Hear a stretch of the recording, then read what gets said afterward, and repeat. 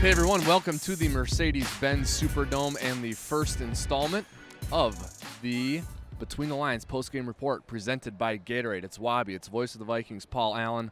We just got through a doozy of a preseason game, PA. 34-25, a million scores, a 500,000 penalties, lots to chew on after this, but the Vikings win the game, and a lot of players look good in the victory. Yeah, I had a lot of fun. 59 points in a preseason game does not transpire frequently. It was good to see Teddy Bridgewater for an entire half.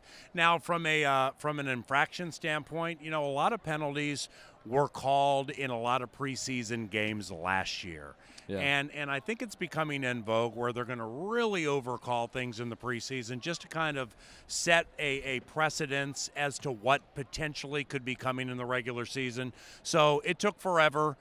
Most of them, if not all of them, were legit, but it definitely will be dialed back as we get to the regular season. Yeah, from the officiating standpoint, we had some challenges in this game. We had two OPI/DPI challenges, which is new and was necessitated because of a missed call that happened in this building in the playoffs, and we had lots of penalties called. So Sean Payton for the Saints and Mike Zimmer for the Vikings, they're going to chew on that, and they're not going to be happy about all those penalties. But when it comes to the players and the plays, we had a long touchdown run by Mike Boone, which was pretty cool because it's easy to like Mike Boone, and he works really hard. Yeah. I thought the Vikings quarterbacks looked good in this game, and the Vikings did not give up a sack in this game, and I like that as well. Yeah, I'm not trying to go Mike Zimmer or Sean Payton on it, but honestly, until Wobby, and/or anybody watches back this game, it's really difficult to formulate super concrete opinions on how things went, specifically with the offensive line. I really, really like the movement they put Kirk Cousins on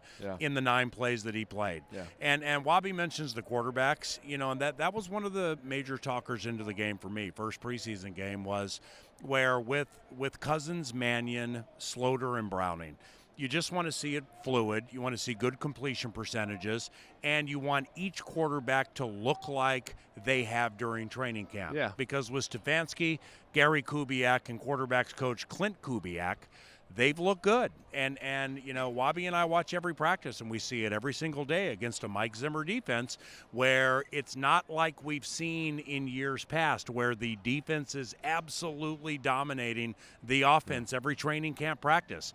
This offense keeps up with this defense, and that's only going to help the overall equation in 2019. And in talking about how to look at a preseason game and analyze it, notice we don't have a sheet of paper with any stats, and you pointed it out. We don't need that to analyze a preseason game. No. And that's not how I wouldn't think that's how Zim's going to do it either. Like, he was talking with Greg Coleman on the simulcast at halftime.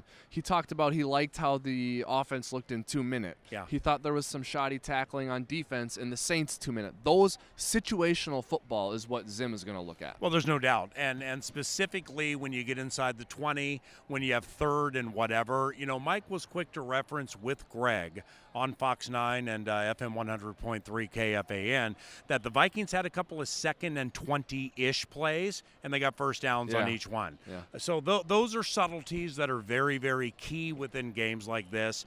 But we are within a month of them getting 90 down to 53 and establishing that practice squad, and it's not easy.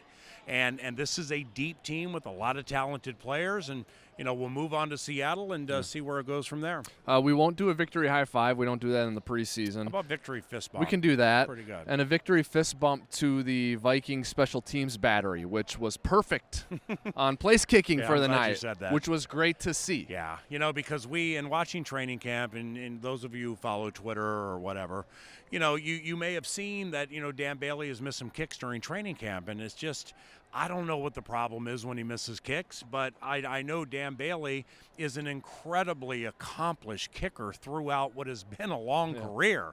So, deep breath, and let's let Dan do his thing. He finished the season great last year. Let's let Dan do his thing. Right. He's going to be fine, and in fact, he probably will walk off a winner for us, 2-3 times this year. Save that, Alex.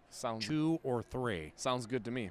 Dan the man on the fan. The post-game report between the lines presented by Gatorade is over. The Vikings are victorious in their first preseason game. Up next. A lot of new players, too. Hey, there's Josh Klein back there. I think I called him Riley Reef in the lobby earlier today. So whoops. I don't know, man. I mean. Well, yeah, Blasingame scored a touchdown. Yeah, Chad Beebe, Northern Iowa, Northern Illinois. Nate Metters scored a touchdown. Metters, yeah, we are trudging our way towards the Atlanta game. First regular season game. Cannot wait. Up next, U.S. Bank Stadium for 2 in a row. We're going to play the Seahawks and we're going to play the Cardinals. We're going to get a look at some good players, some good quarterbacks. Fun. Yeah, it's going to be awesome. It'll be fun to be back inside U.S. Bank Stadium. Until then, lots of stuff on Vikings.com for you to watch. You can listen to PA's radio show weekdays 9 to noon on FM 100.3 The Fan. And, of course, we'll have some more training camp practices, so make sure you get out to Eagan, TCO Performance Center, and catch Vikings training camp before we close it down to the public for the rest of the summer. All right, on behalf of Voice of the Vikings, Paul Allen, this is Wobby signing off for now. Thanks for watching. Stay tuned to Vikings.com for more.